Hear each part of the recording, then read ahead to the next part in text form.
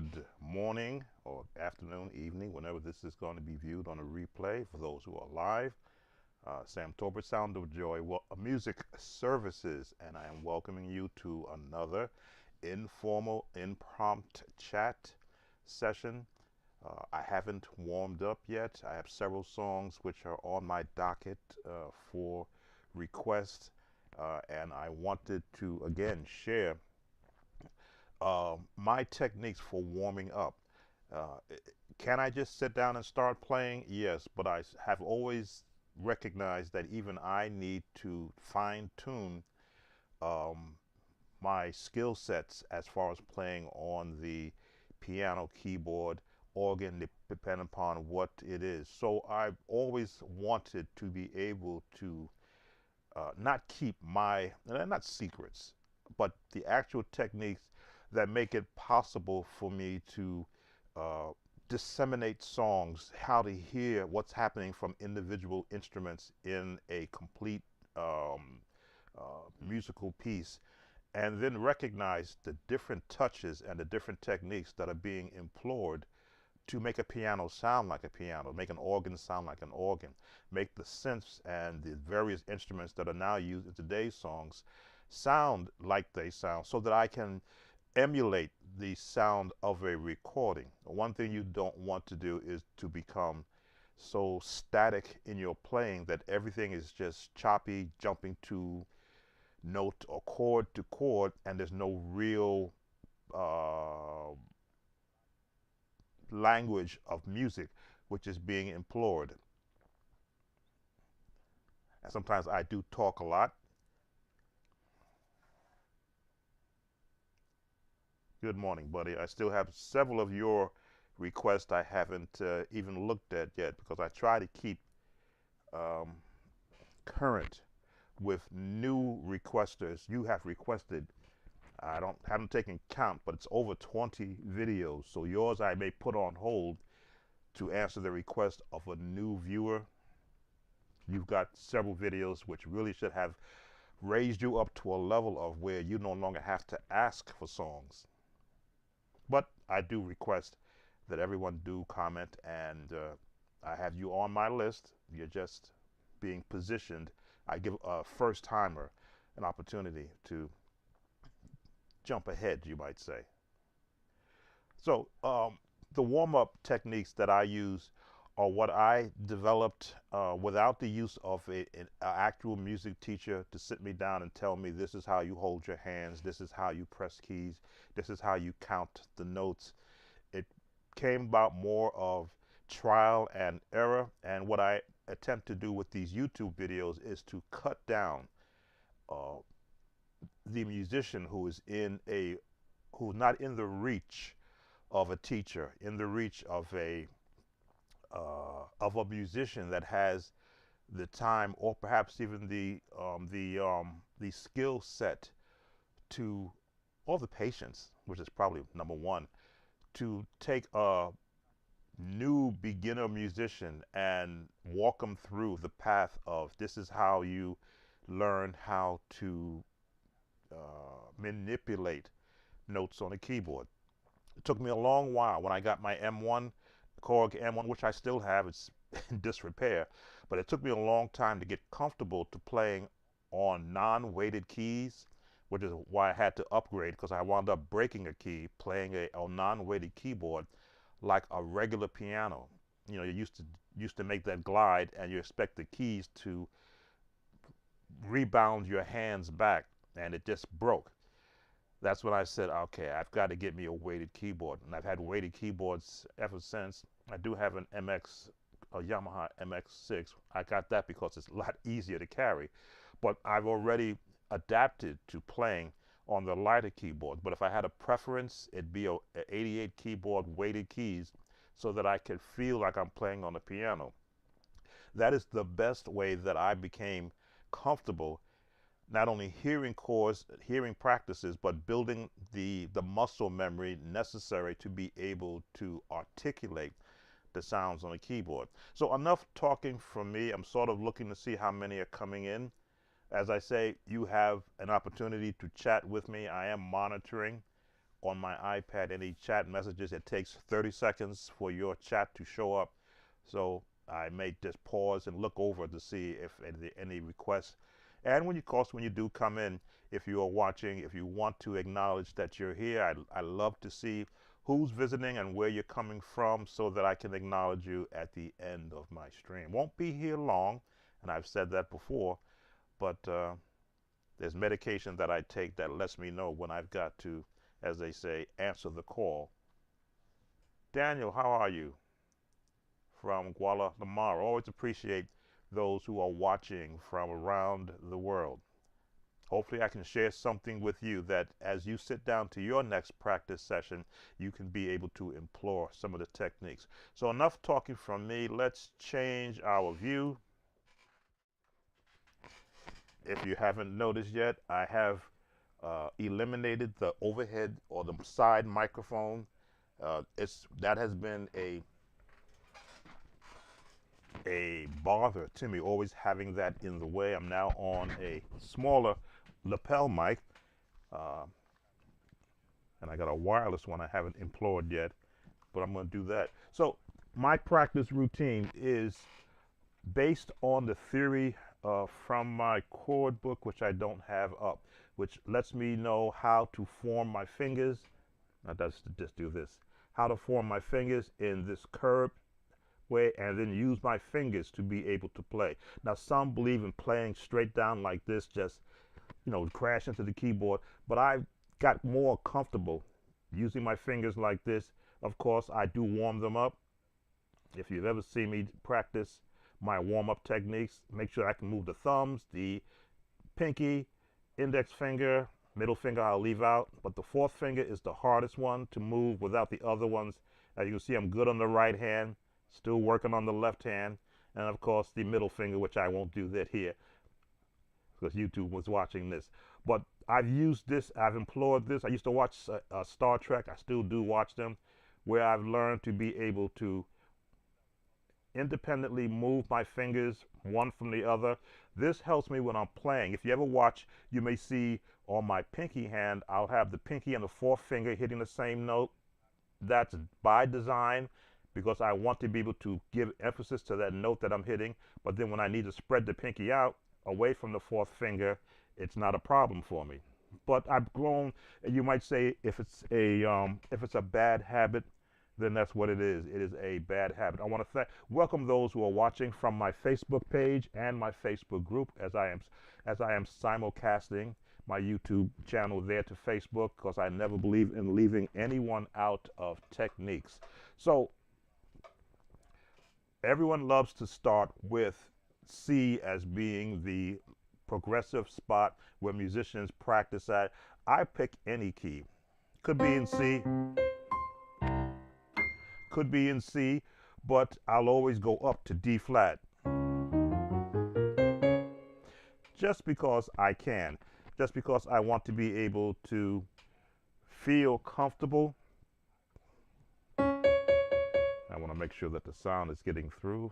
Let me monitor this. Yes, it is getting through. I'll pick any key because where your fingers land is important.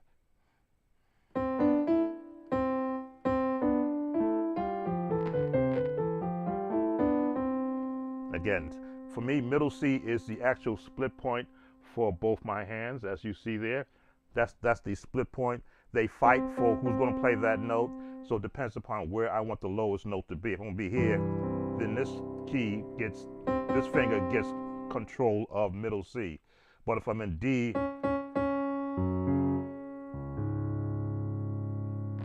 there we go. So roll that. That finger will get the key. How name find in Facebook? In Facebook, Daniel, it's Samuel Tolbert. That's how you find me on my Facebook page. So the practice concept that I've always used is, what does the book teach? What is the theory? What do the piano teachers teach? They teach the C major scale and the correct fingering, which is important. As you can see, all hands have to fall in the designated place. 1, 2, 3, 4, 5. 1, 2, 3, 1, 2, 3, 4, 5, which is the number system. 1, 2, 3, 4, 1, 2, 3, 4. As far as my keys goes, 1, 2, 3, 1, 2, 3, 4, 5. This is just regimented training. Even after all these years, I still missed it, because I'm talking. I still rely on the basic techniques. 1, 2, 3, 4, 5, 1, 2, 3.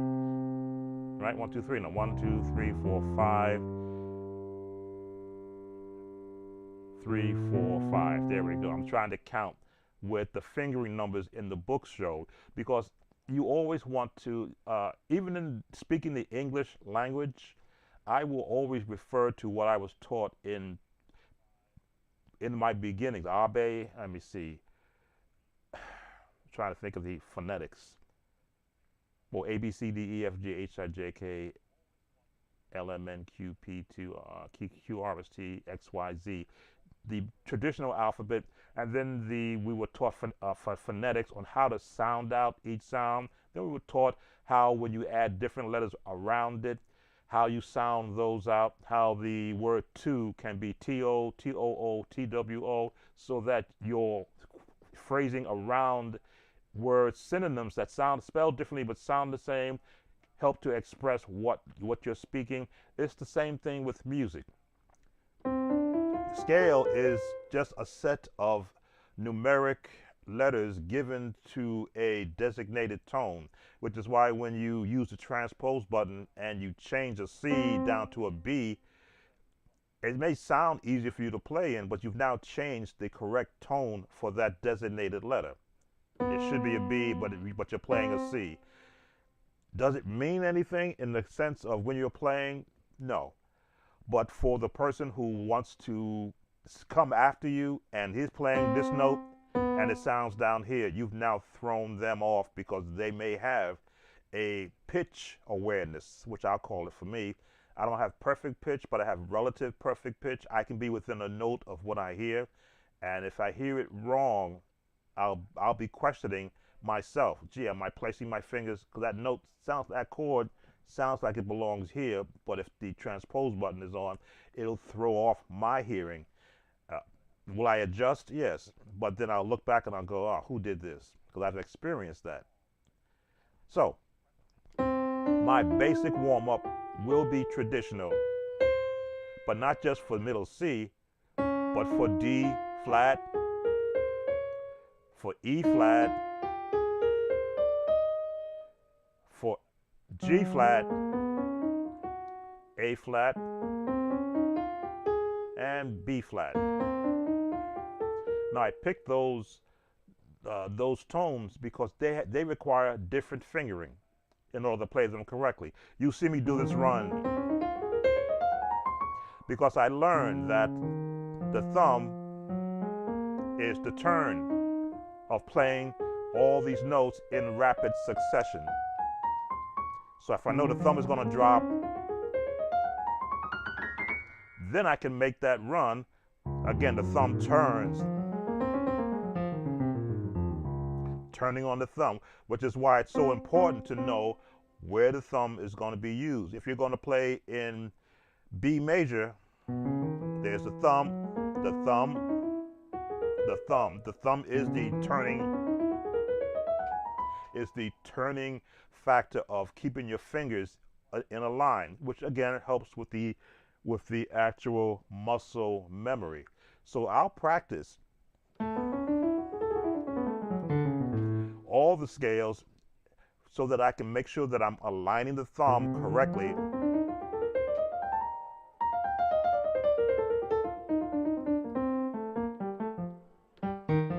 Not just on one hand, but on both hands.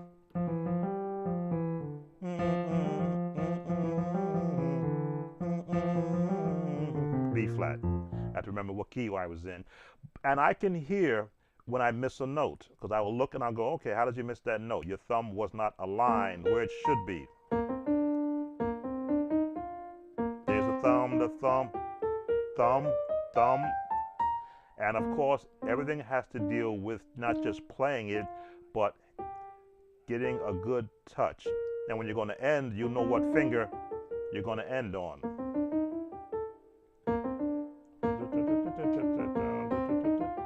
You're going to end on that finger. Theory helps the musician accomplish what they want to do a lot quicker than just figuring it out. So I will always, on every video that I create, give you the fingering for the key that the song is in. Hopefully that as you are watching it, you are with me practicing the key and the fingering so that you can learn how to more than just the chord to the song, more than the 1 to 6, the 2, the 5, and the 1, more than just that, but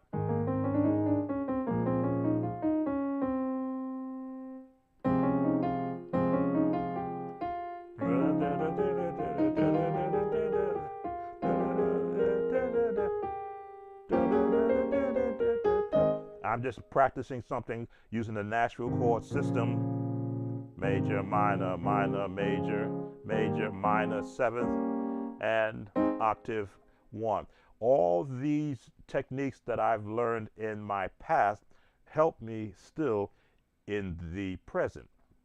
And again, you've not really seen my warm-up practice routine, but I'm giving techniques because as you can see, I've yet to flat out bang on the keyboard.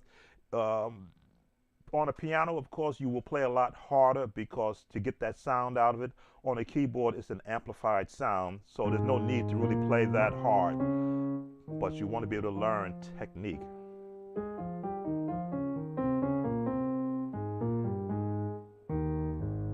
You want to be able to learn technique where you can just drop a note and drop a chord right there.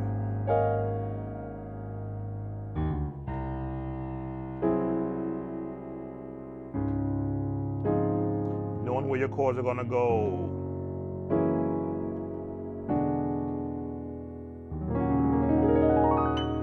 Being able to glide across.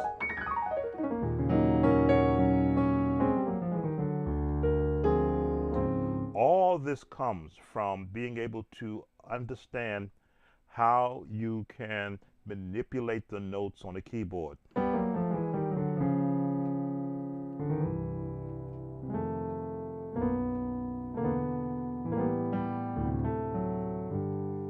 If I wanted to go to A major,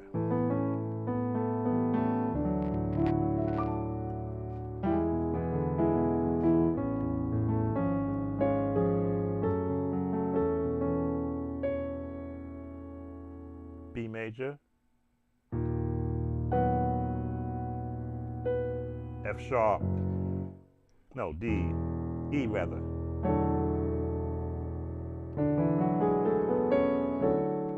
Right in these scales. I can go outside for the diminished sound in A major. And I've not had to forcefully play any notes yet because the song does not require it. But everything that I do, oh, welcome, Adam. Thank you. Everything I do is about practice. And as I practice, it helps my hands to know what my mind wants it to do. Now, I just played in the key of A, but I had to look at the keys to see where I wanted to go because I didn't do this scale. Mr. Note.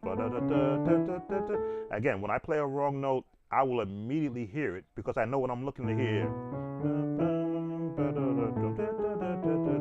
Now my mind and my hands are in sync because I know that's the note I missed. And guess who has that note? The thumb has that note. That's how important the thumb, very important in articulating the notes. If you watch jazz players that have videos up, and I watch them, I see how they turn on the thumb. If I'm in F,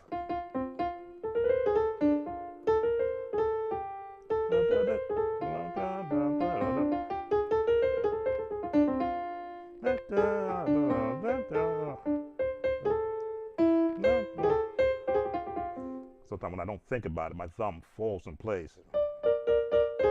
There it is. Turn on the thumb, and the thumb finishes it off.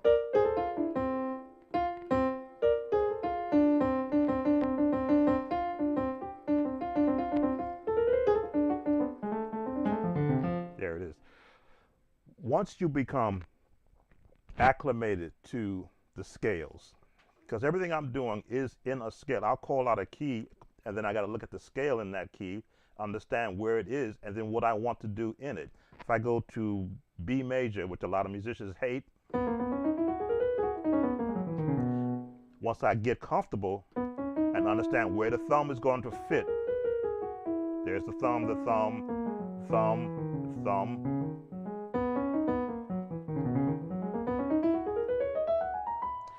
Now that I know the thumb knows where it's going to be, right there, I can now pivot off the thumb and give it another place to go ride.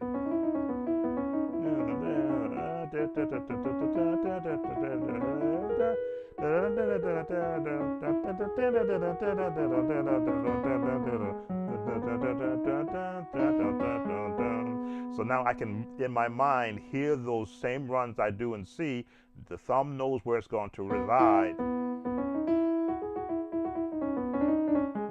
And if you ever want to be able to play comfortable in B major, think of A flat minor.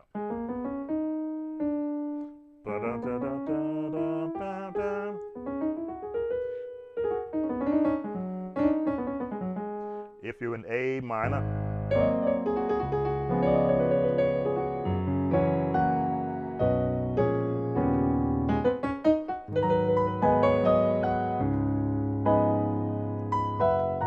it'll take you right to B major, and you'll be asking yourself, why did I stay away from B major? Because look at all the things I do in A flat minor.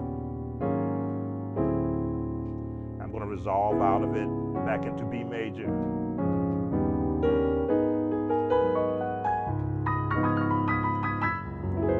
Resolve. Now that's when I begin to warm up. When I begin to go into an off key, and all of a sudden I am living through the secrets that musicians of my past would not share with me. If you're a fan of the Brooklyn sound and Professor Butch Haywood, how he sounds so well when he's playing in B major. Yeah.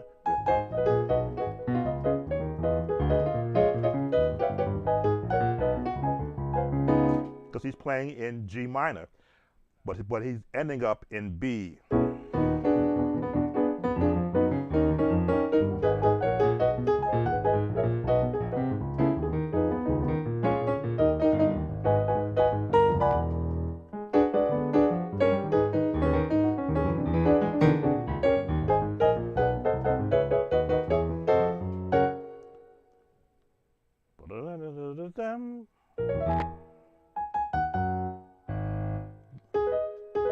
There it is.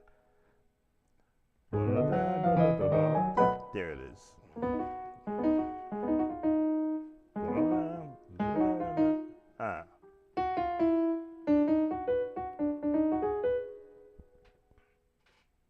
So, and again, I don't practice the Brooklyn style anymore, only if I need to do it.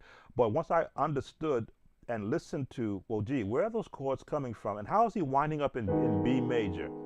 But he's turning from the B major going into that A flat, walking it up, and now he's going back into B, and he turned, and it's coming up and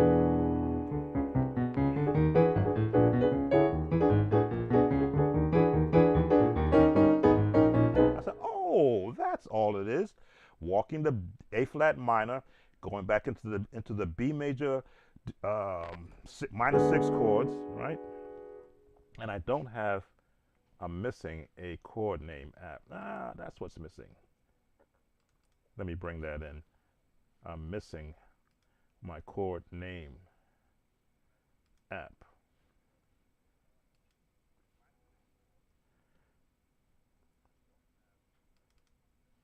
just bring this up. Chord name view. There you go. That's what's missing. Now you can see what I'm doing.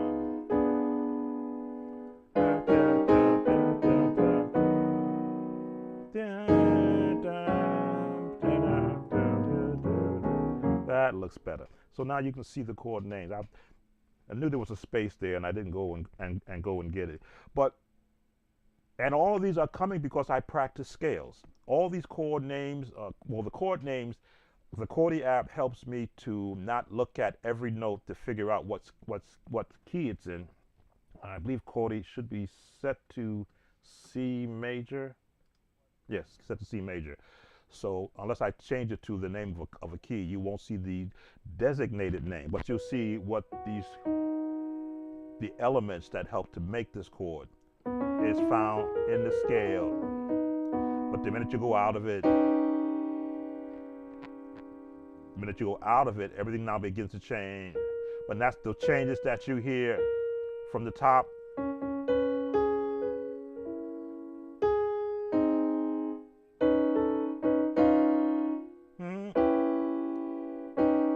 There it is.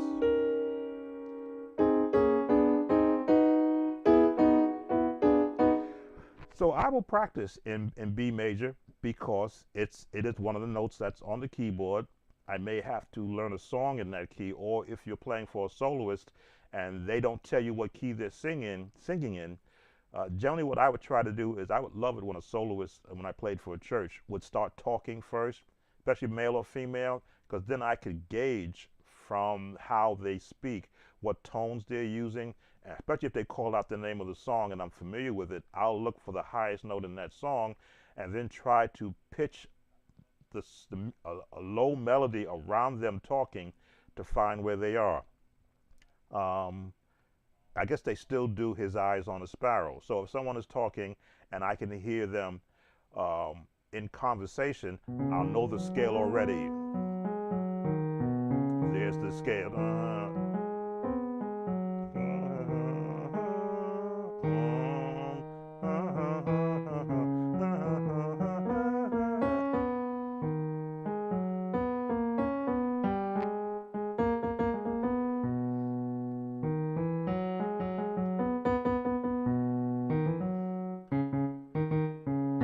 So now I got the entire song in the scale. I sing. There's the highest note.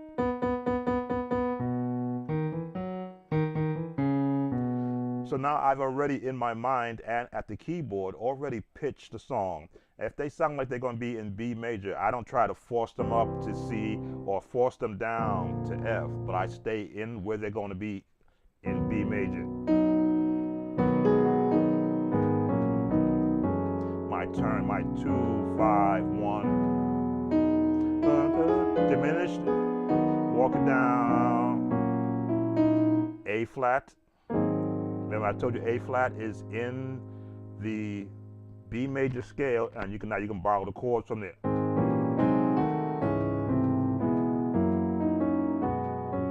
Diminish, 7th, diminish. You can go major. Follow the G flat or F sharp. Now you can throw that full 7th in there, right? Oh, sus, major 9. G, A flat, 2, 5, 1. Again, the jazz notations help you walk through a song. G flat or F sharp.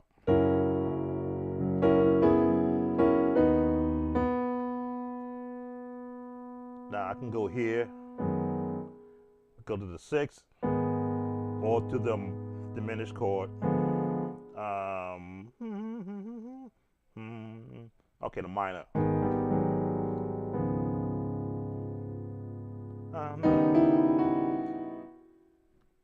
E flat or D flat. No, D, E, F sharp. There we go.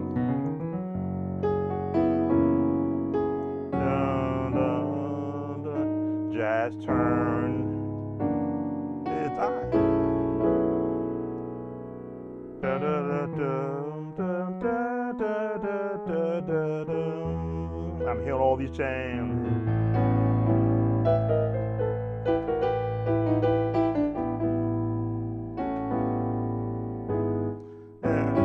There it is.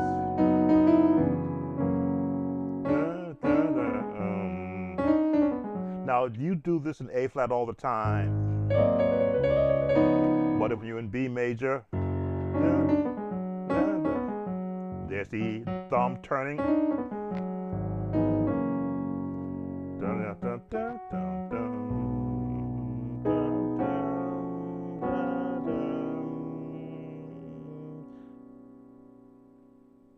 C sharp. There it is. Great. Which is best keyboard? Oh, Johnny, question. Great. Which is the best keyboard in thousands digital piano? I hate spring actions. Uh,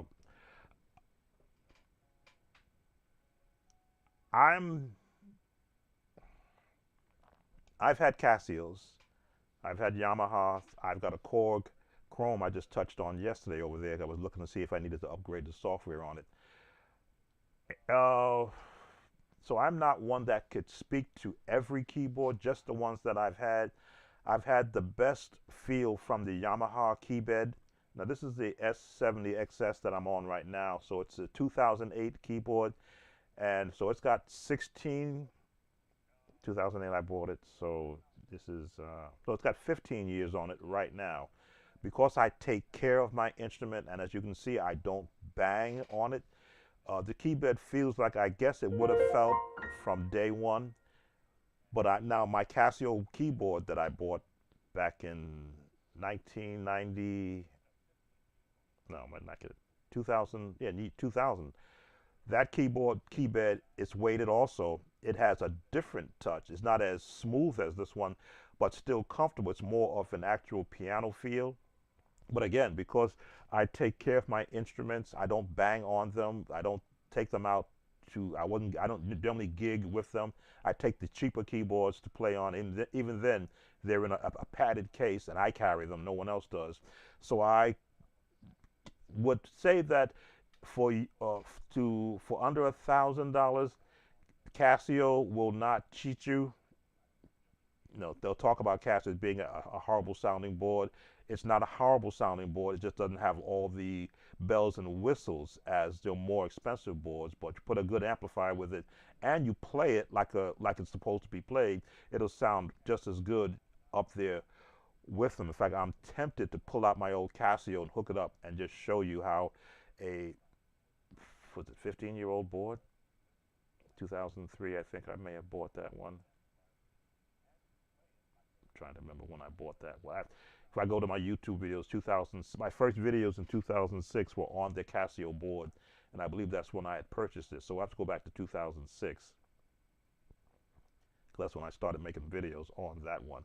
But as you can see, if you watched any of those earlier videos, the sound is horrible because I was going through a cheap camera, but the music being played was correct. You see me using the same styles on that. In fact, I probably can't do that here. Bring up one of my old videos. But if you don't have if you want to learn correct muscle memory building, then you need a weighted keyboard. Semi-weighted will fool you because you think that semi-weighted is good if you want to learn to play organ. I'll put it like that. Organ, and I mean a Hammond organ, not these latter ones coming out now.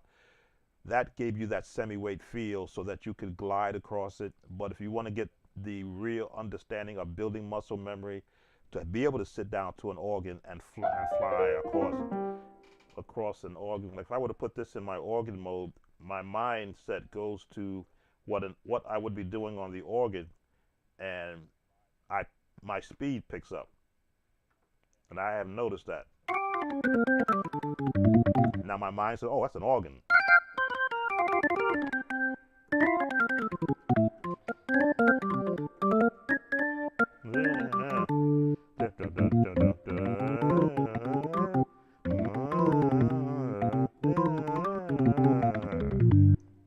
thinking in my organ speed, and I'm fighting a keyboard,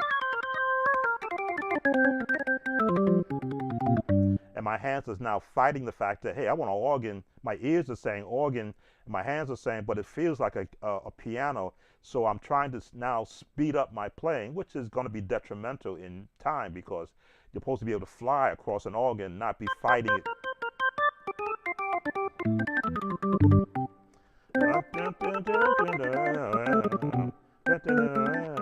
And I'm not a jazz player, so I'll do organ basically as a way of organ this sound.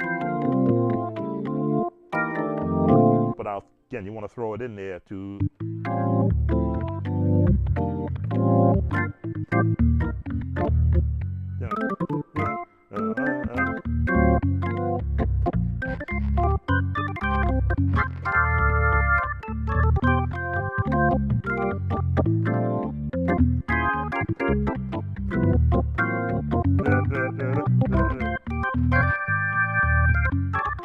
So, and again, I'm not a jazz player, but I do listen to what they do. So I try to emulate that when I'm in an organ mode and not just feeling. And that's still part of practice because now my ears are being tasked to match what I hear.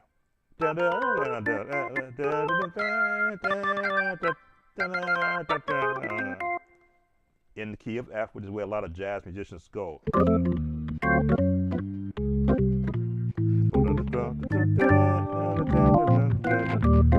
G, C, F, B flat, A, A, D, G, C.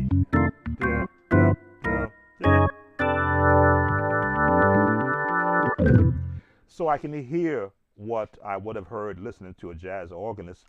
So if I ever had to sit down to an organ and do some rendition of jazz, you know, as a filler for something, I'm not intimidated. But I'd rather be in the piano mode because that gives me the ability to sound classical.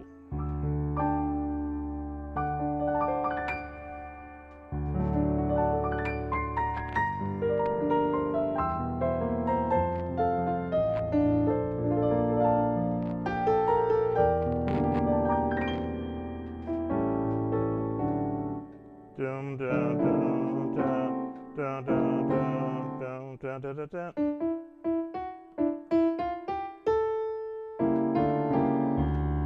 Again, I'll hear the changes, and if I don't play it right, I'll find the scale. Dun, dun, dun, dun, dun, dun, dun.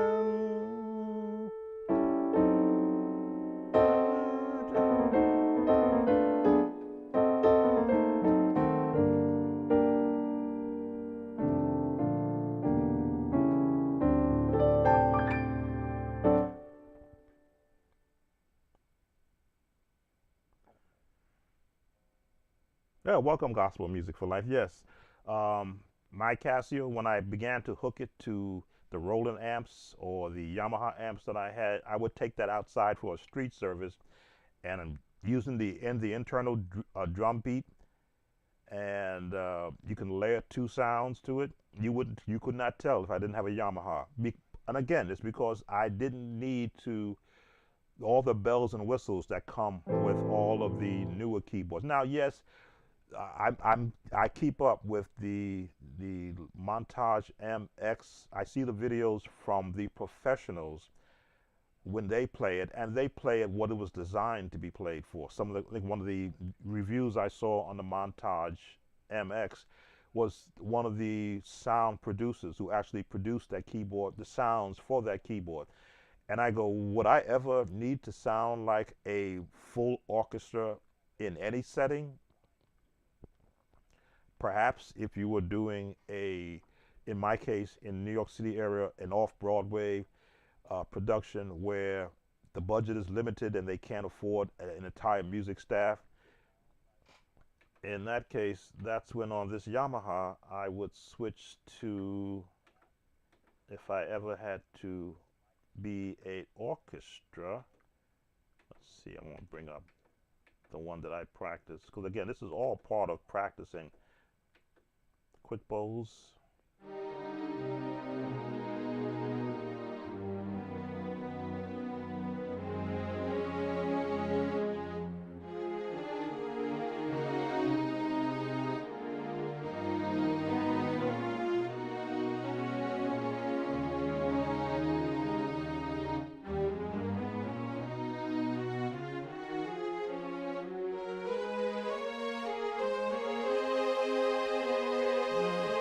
da. Drop it down.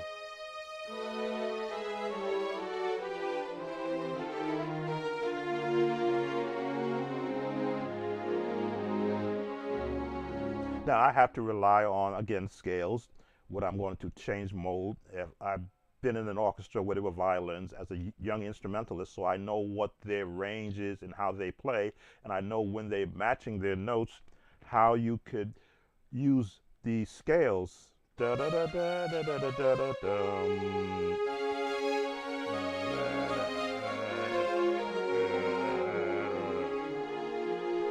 Left hand.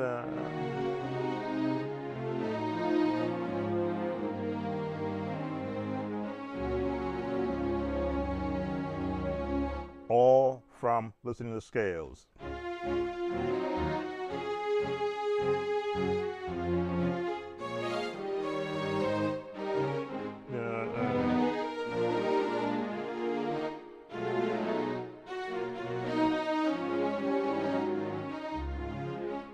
So when Smallwood came out with Total Praise and I heard the opening of the string section, I'm like, oh gee, I just turned my keyboard into a orchestra or into a string section and try to learn that opening part.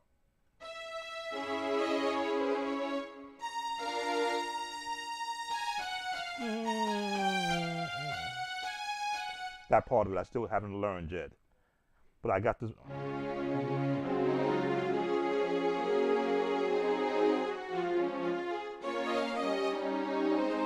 Diminished chords with major chords.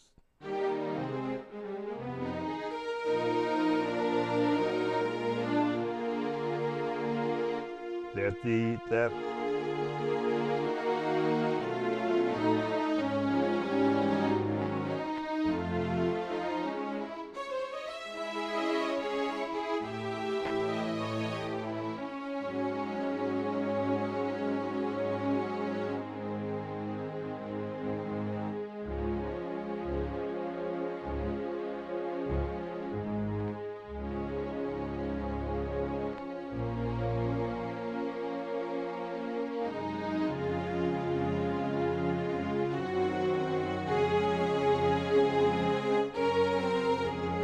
Correct chord. So, and all this comes from practicing piano, correct fingering, the correct notes, and having an ear to listen first before you want to jump in and play.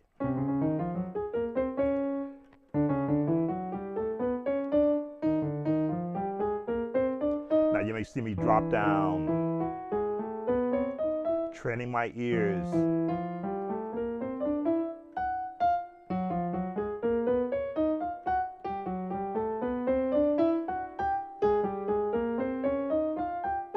This is done by design. There it is.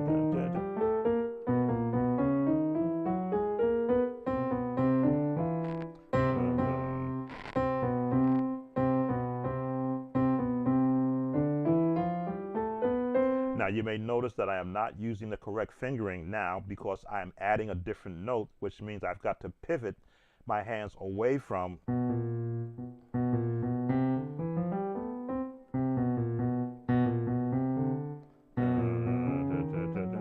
There we go. Because I want all my hands to get comfortable with moving across the keys.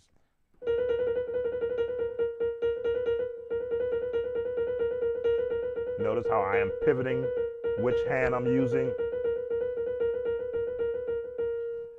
I've always wanted to try this. Let me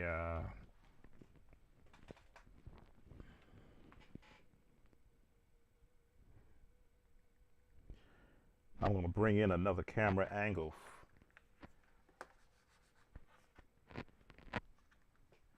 Let's see if I can do this. Because this technique is one that is not shown or taught. I'm going to bring in another camera angle remotely from my iPhone. that I can hold. Let's see. I want to video capture. There we go. Add source.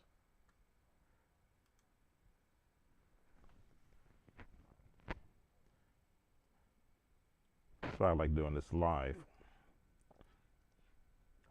because the thought will come and I need a different angle.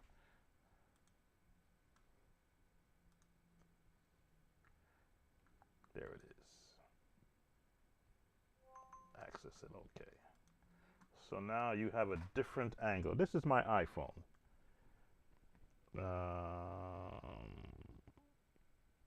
Okay. That's what I want to be able to show. What am I doing?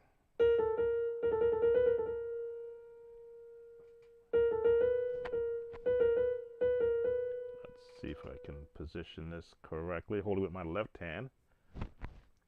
You won't see this with anybody else.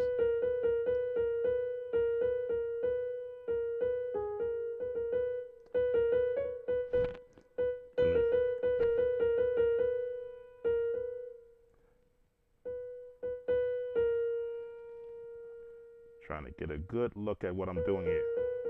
Switching fingers.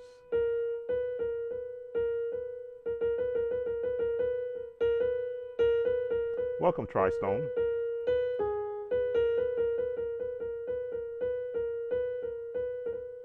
These are the type of things that I practice. Where every finger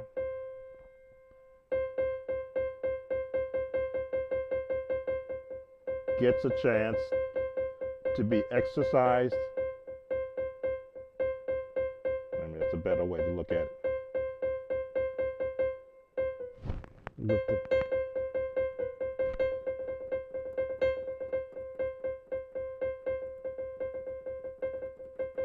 Now, if I'm on the organ, this is rapid.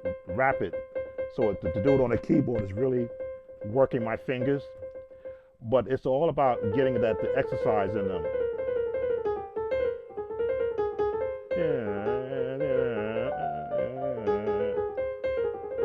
So as I think about what I want to do, like a drummer would practice his Radamacue. That's what I'm emulating, what a drummer would do.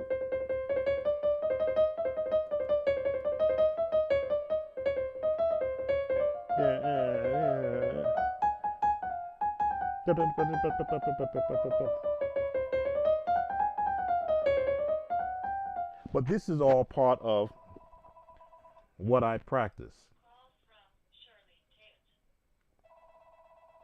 Let me change this. Put you out of the way.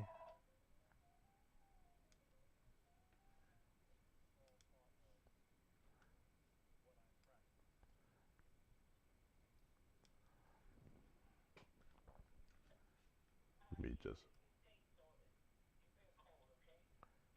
get you off to the right. So, and that's again all part of the practice regimen that I use, and not just for the right hand. The left hand has to be able to do the same thing. Each finger taking its turn, both together.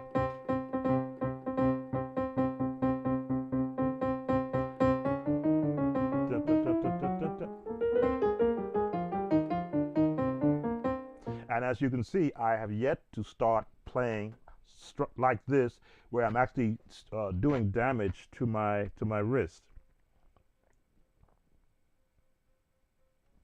Now, the hand-in exercise with those the professional students take, I was never trained in hand-in. I did see videos on how they have you do this.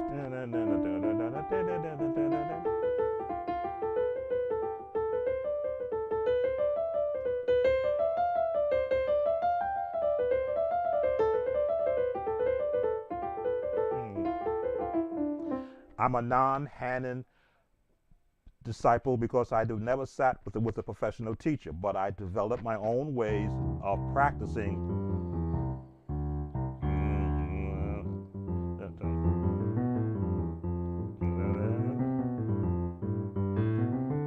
As you can see, the left hand can't do it because it's not something that I put into my practice routine. And would I do it now? If I was going to pursue the path of a classical musician, then I would go and learn from book 101 of how you become skilled to be able to do that. But because I'm at the stage musically where I am, I don't have a need for that. Let the musicians that are in that realm do that. I'll sit back as I should and enjoy the fruits of their labor. But for the gospel musician, for the person who's in the church, which is mainly what I tailor all my exercises to, I want to be able to give the techniques that have helped me survive being a church musician. When someone starts, if you've been watching my videos, I've been taking IG clips. I didn't realize you can go to Instagram and request people singing songs in a cappella. That's how I got the last one. I said, gee, how are other people finding them? And I said, oh, look at this group of songs. So I may go there and get some more songs to show how you can just add chords around a traditional song being sung. The gentleman that did, the older gentleman that did It Is Well, he put it right in the key of C, which is the original key for that song, and he sung it like most soloists don't. Most soloists sing that song out of feeling and not out of notes. Let me see, he came in on or whatever. He was down here.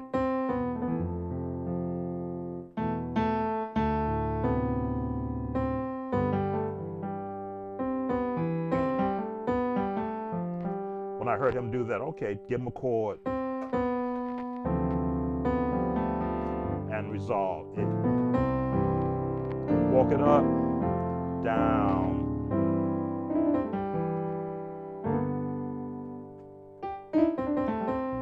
Now you see the movement of my hands is thought. And I'm now in the warm-up mode. I've been doing a lot of practicing already, doing all the different things I normally do. Now I can just think about what I want to do musically, where I want to be, what range. Everything is now warmed up and ready to move. And again, I will throw this out there. I'm 67 years old, played for 48 consecutive years as a church musician in 3 different denominations, learning the styles of music required for each of those denominations, and keeping up with all the current music now, so that I can just pick and choose what position of music I want to use, what style, what mode that I've heard in all the years and all the different techniques, and then throw it into any song in any key. I can go jazz, I can go classical minor,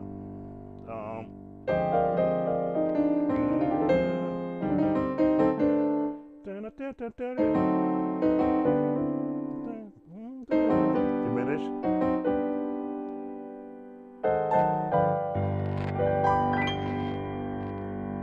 or go with these reharmed chords.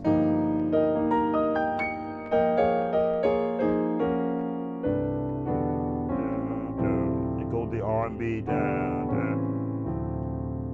It is well, it is well with my soul, with my soul. It is, ta-da. It is well, it is well with my soul. Or go to the minor, which wherever my head tunes to, my hands have to be able to articulate where I want to go. So if I'm doing a C and I want to go to a D chord, I have to hear it first, and then because I would have practiced it in the past, and be able to jump around. Da-da.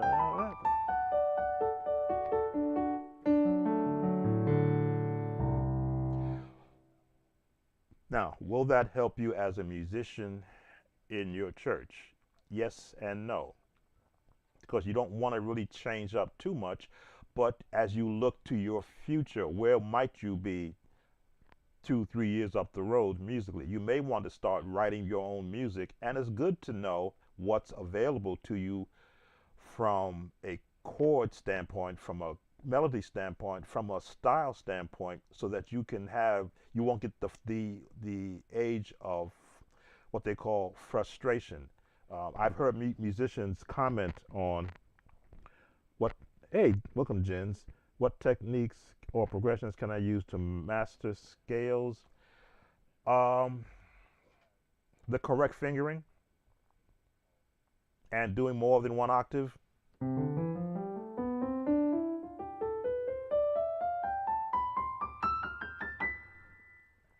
I missed it because it turns on the thumb. There's the thumb. There's the thumb. There's the thumb. When you learn the correct fingering, and I've shared many times on my site a snapshot of the page I used that I got from a chord book, which is not available to. I must have moved everything around, where it shows you how to form your hands and what the numbers are and the correct fingerings for double octave scales, so that you can now hear all of these notes and be able to drop your fingers to go to them more than one octave. That's why when I hear a musician make a comment, they don't like playing scales, it's because you play them. You don't make them sound like music. You don't understand how to walk around.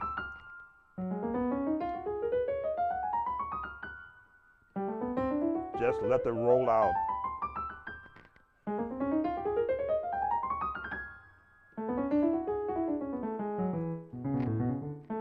Now, I haven't gone back, but the idea is to not just go one way, but to go back also.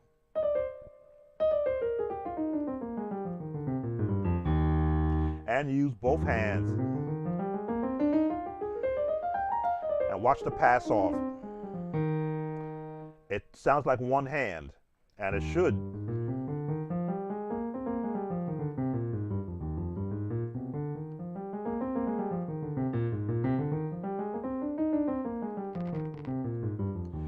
The pass off from one hand to the next should be just as smooth as one hand was doing it. That's a technique that you learn from practicing.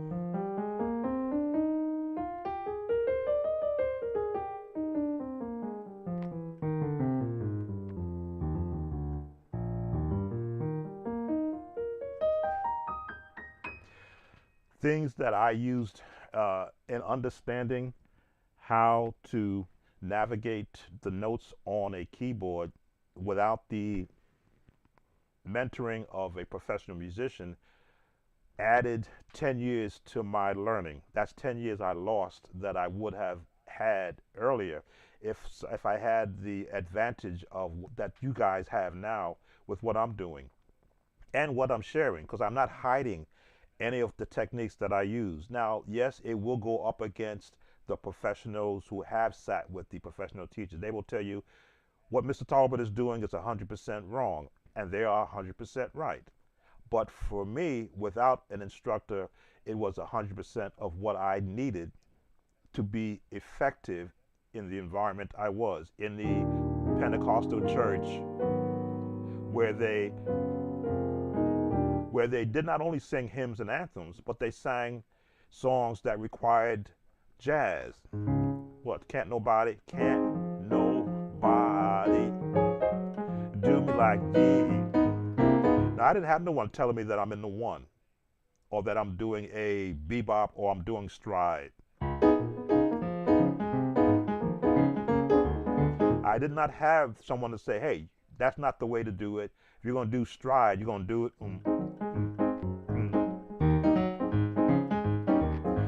And without an instructor, without a mentor, without someone saying, hey, I heard you playing that song, try it like this, I had to rely on, and again, years that I lost in figuring out G. I don't want to always sound like can't nobody. Can I bounce? Oh, that's a bounce. Ba, ba, ba, ba, ba. Wow, I can bounce. Ba, ba, ba, ba, ba, ba, ba. I can do that. Da, da, da, da, da. Now I'm hearing in my head. Da, da, da, da, da.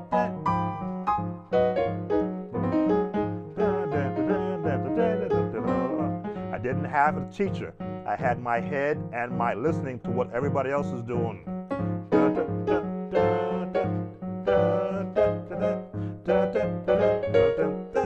I hear what I heard, what horn players do.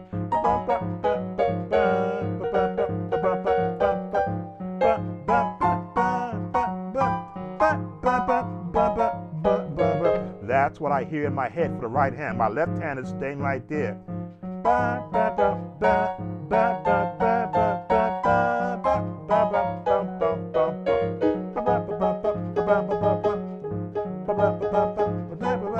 Now my hands know how to do that already.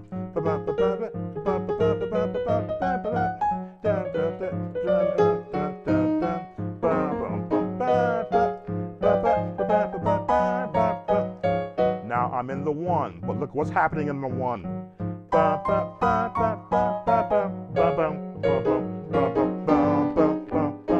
Together.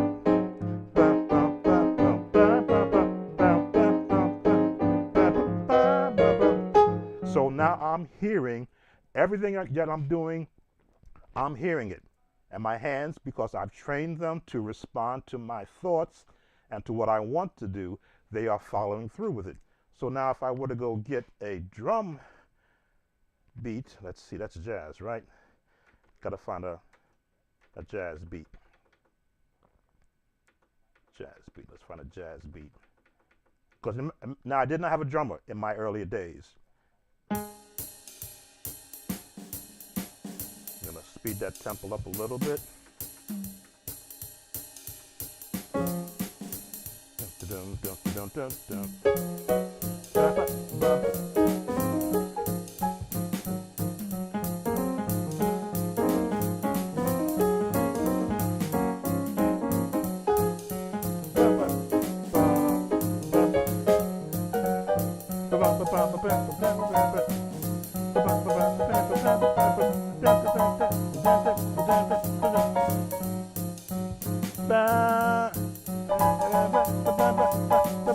That's what I want to hear.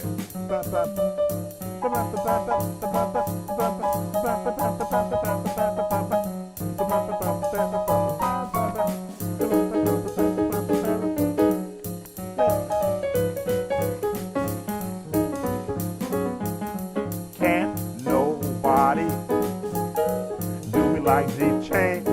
Can't nobody do me like Lord. Can't no chain do me like the. He's my and back to. So yes, that's what happens in the head of a musician, not a player. Because when you play, this is when you're playing. But when your playing grows to the level of a musician, you will hear everything that you've been hearing around you for years, and you'll go, well, gee, how is he getting that note? He's coming off the scale.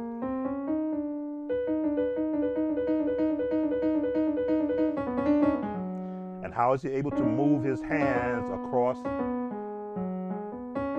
turning on the thumb,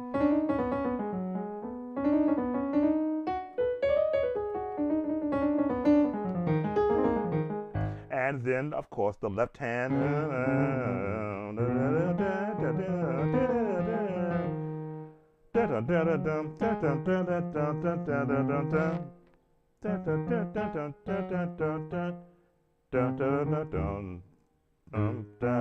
There it is. I have to be able to hear.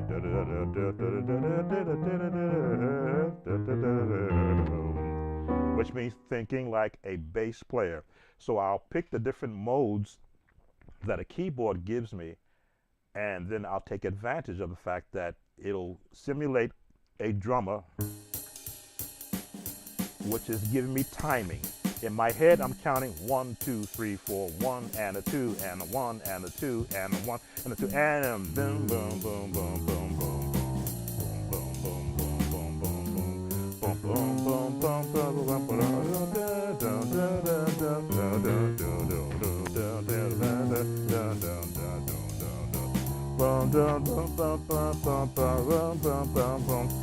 Scale, scale,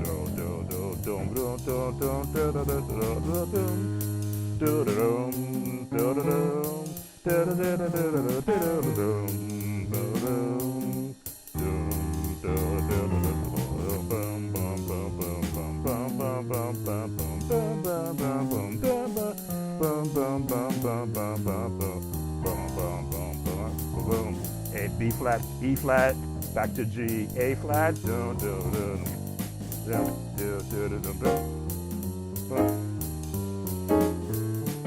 flat, D flat.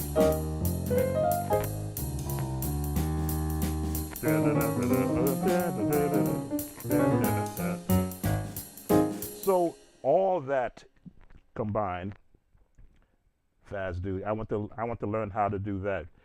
Oh, I'm sorry, I missed some of the statements. Let me just make sure what techniques are. As a beginner, I found myself leaning more to muscle memory, which I know will not be as effective as visualizing each scale. Muscle memory helps you form a chord or a pattern of chords before your hands touch the keyboard. Most of what you see me doing there is because I have practiced it in slow mode until my muscle memory can help me move the fingers in the place of where I want them to go. I'm still in the key C of the chordiacs. Let's go to the key of C. I should be able to think key of C, C, E, G, and before my hands get to the keyboard, my hands form where those notes are going to be. And do the inversions.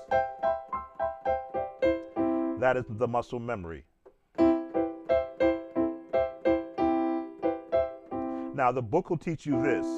I'm sorry, 1, 3, 5. That's what the book will teach you, which is good, because now that is making your hands form a chord and knowing which muscles are being tightened right for this area right here. But when you're playing in real time, you're not thinking this. You're thinking this because you're going to have another note that's going to follow. So you need to be able to have your hands ready to release, to change. I'll sometimes do this because I want to do an octave, or I want to do this. Now I've used up all my fingers, but that doesn't mean I can't play more notes. If I want to add that note, now I'm going to slide my thumb across, or I'm going to do this to get more than 5 notes out of my right hand. Or if I'm going to do this, let's see, can I get more than notes? Nope, that's all I get out of that hand. If I did this, there we go, I can get more notes out of here.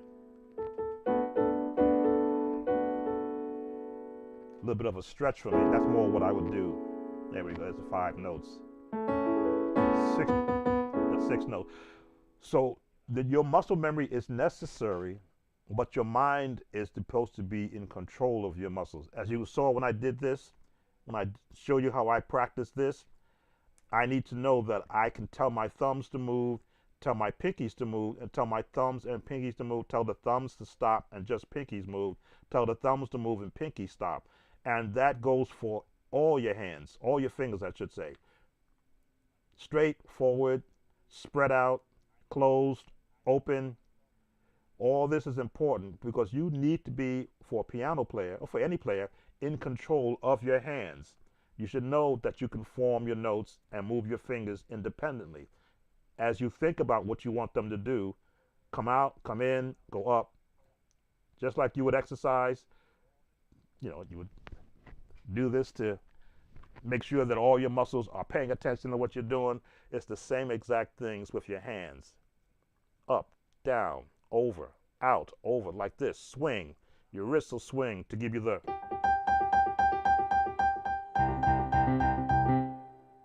Let me see. Haven't done this.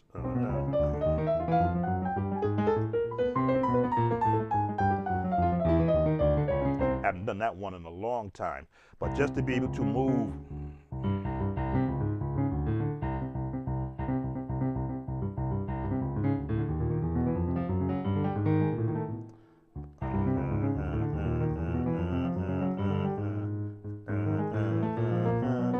There we go. I haven't done that one in a long time either. Some of these exercises, I as a 13 or 14-year-old, I would practice because I wanted to see if I can do this. Not just down, but up.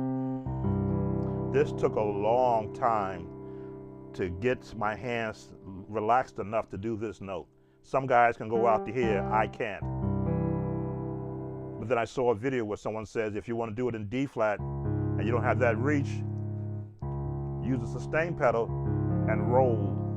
I said, oh, so that's how you do that, to give you that full chord.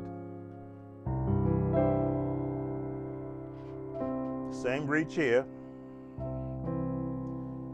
That's all being able to loosen your muscles so that you can extend. Some people say they have issues getting this far. Everybody's hand is not the same size. So you use the sustain pedal to get that same tone. Just don't hold it too long, because then before you get to your next note, that chord is still showing and it may not be what you want it to be. So that sounds pretty.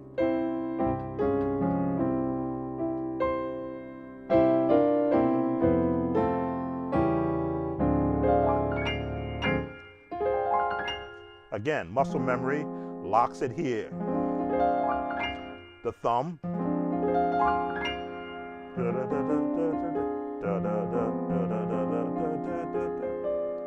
One, one, one, one. Timing is everything.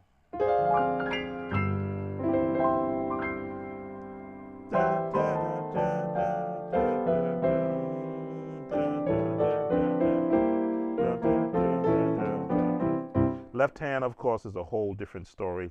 That means you're going to hear what's happening in your left hand and your right hand at the same time. Minors, sevenths, seventh, seventh, minor sixes. Six,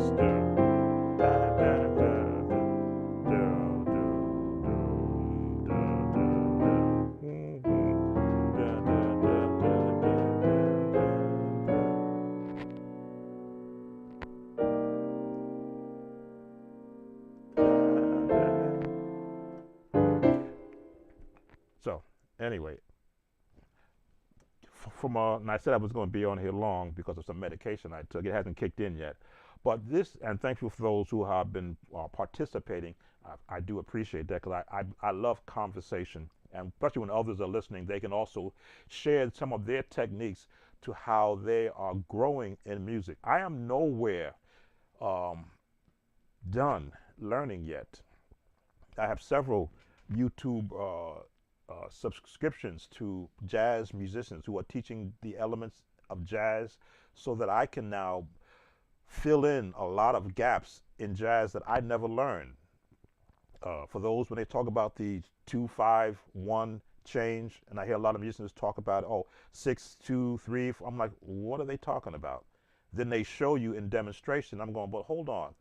But what chords are you playing in that number system? Because that's what I want to hear, the chords. Don't tell me the number or what chord to play in the number, or how you play this chord in that number. What's the name of the chord? Which is why I have a post there from my Chordy app what the name of the chord is. So if I play a 2-5, 2-2-5-1, you see what he's calling. What chord is he playing? 2-5-1.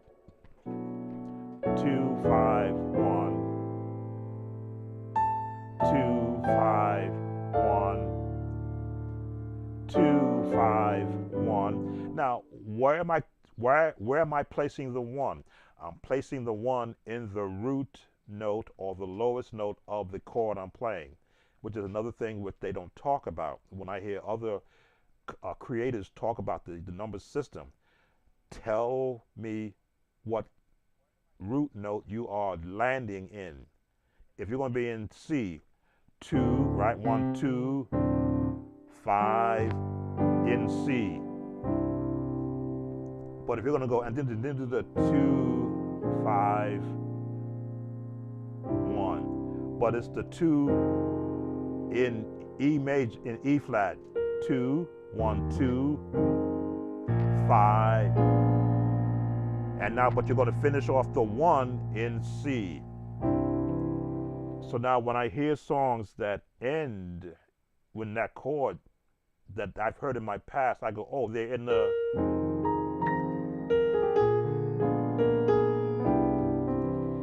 So now from a jazz terminology, I'm beginning to hear better. When I wanted to learn giant steps, for years I hear people talk to it. I went to YouTube and saw a lot of videos, and then I saw an old person do a quick look at giant steps, and I go, oh, now I get it.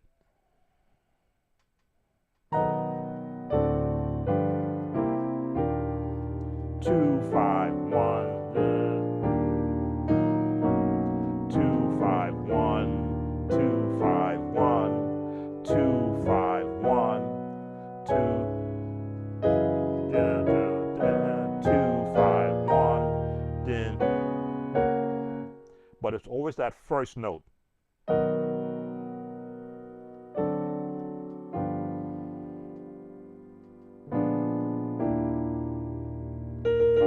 B flat. 2, 5, 1,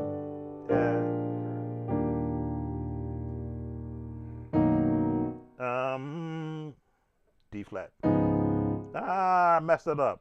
Da, da, da, da,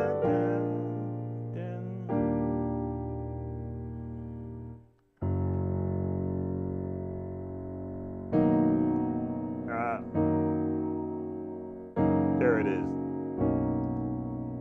Then when they would go to 2, 5, 1 in E flat, then a 2, 5, 1 in G, so that's where it's going to reside. Then a 2, 5, 1 in F sharp, in B major, and then a change 2, 5, 1 in E flat, and now you're going to go back to G sharp or F major.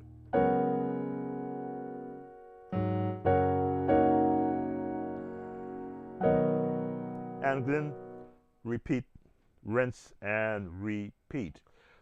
But not being one taught in the jazz mode, I struggled listening to people, watching people play it, and I go, what? How are they getting to each chord? And what is this 2, 5, 1 they're talking about? So I'm still in the learning mode.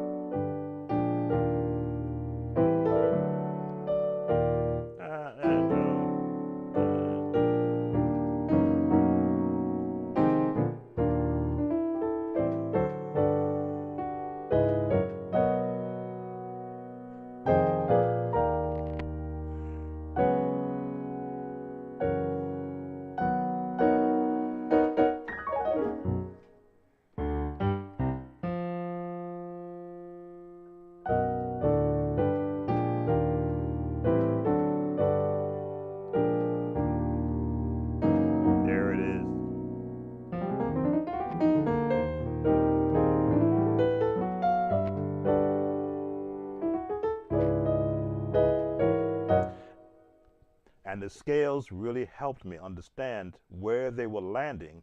Then it became a lot more easier to apply the chords when I knew where the landing notes were. So if I'm going to talk to you and do a 2, 5, 1 in a song, I want to show you what scale that 2, 5, 1 originated in and how it's landing. I'm going to do a video on playing for the Christmas season, chestnuts roasting on an open fire.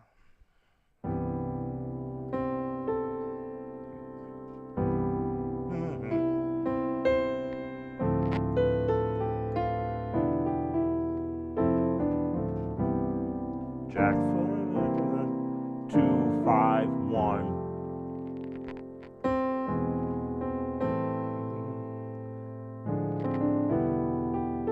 2, 5, 1, 2, 5, 1, 2, 5, 1. That's what I'm going to do probably in November, so that if you find yourself in a setting where you want to play just for yourself, chestnuts roasting on an open fire. The scales, jazz chords down, the Nashville system, scale, the halftone scale, the minor six, B major, 2, 5, to the E major, E flat, 2, 5, 1, back to C, 2, 5, 1. That's what that's the understanding that I am now getting from my very limited knowledge of jazz terminology, but extensive knowledge in the use of chords.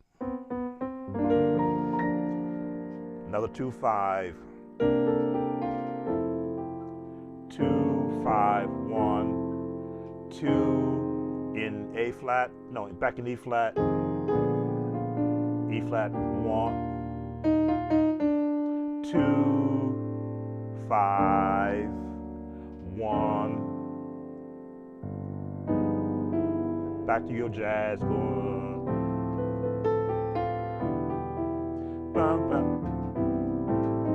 Jazz, gospel chord.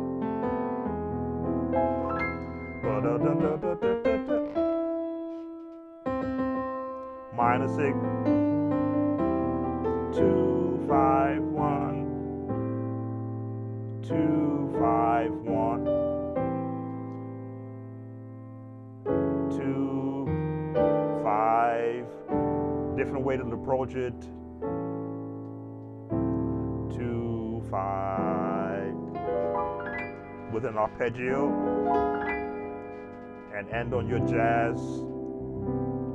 C7 major.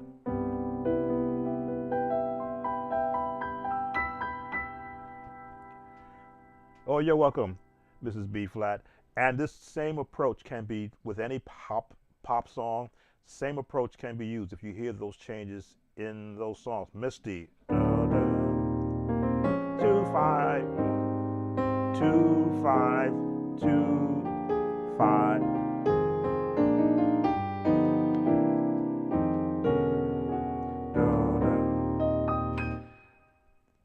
It makes it learning all the pop and the earlier jazz songs much easier once you begin to learn the nomenclature. It's like becoming a cook and learning how to fry chicken. If you fry with just flour and no seasoning, it's just chicken with flour on it. But the minute you add seasoning to it, everyone can enjoy it.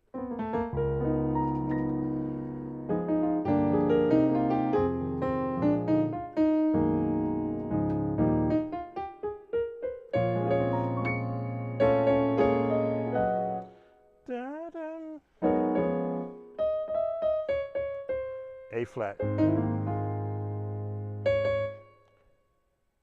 E,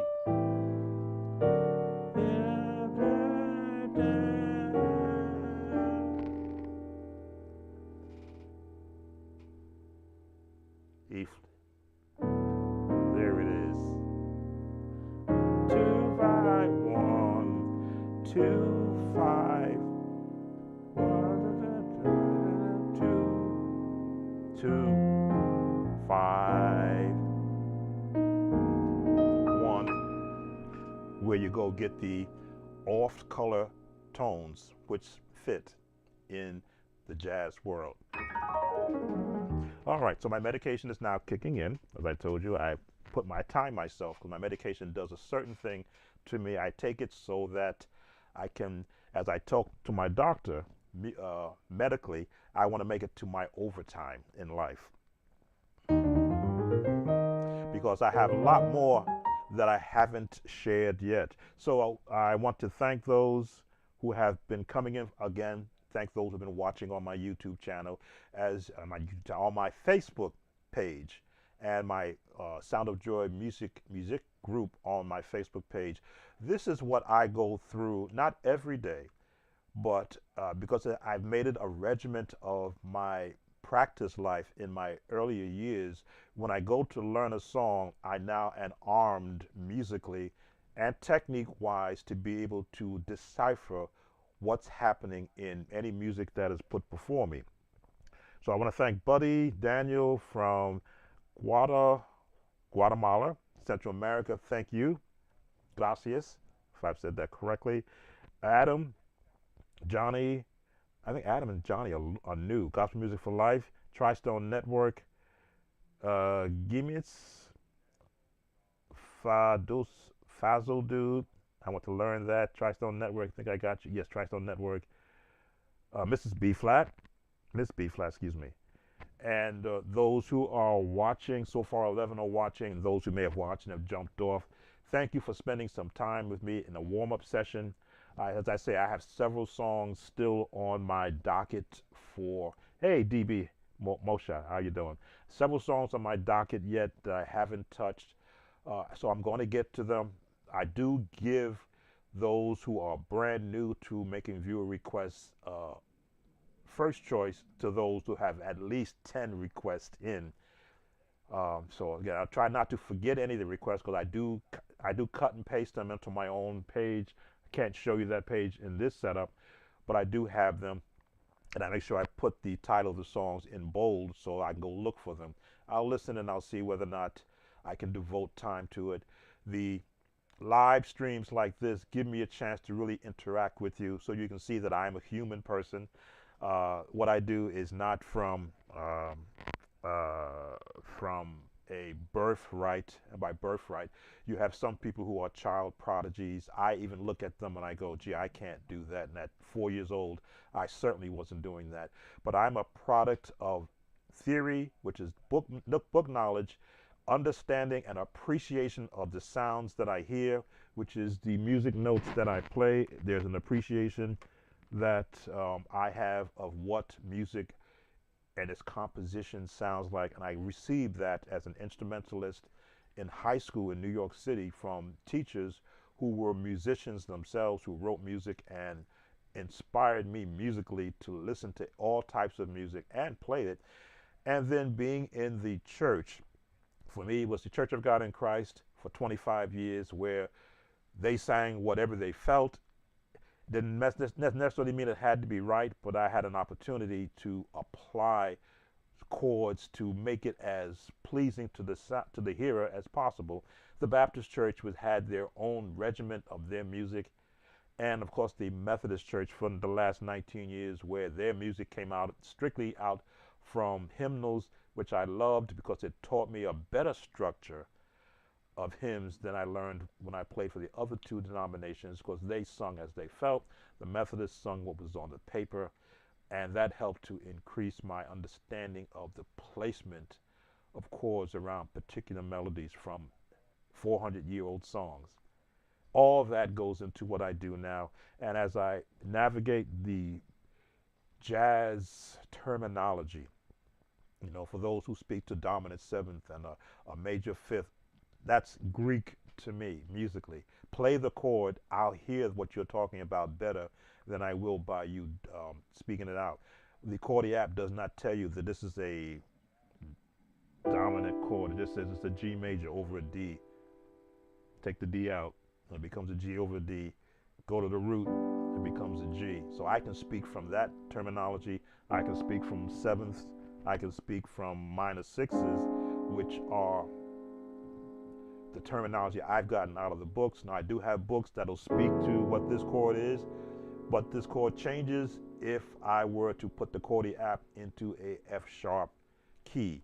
But at least it's letting me know where this chord is originating from. It's originating from the F sharp. Why? Because it is the lowest note.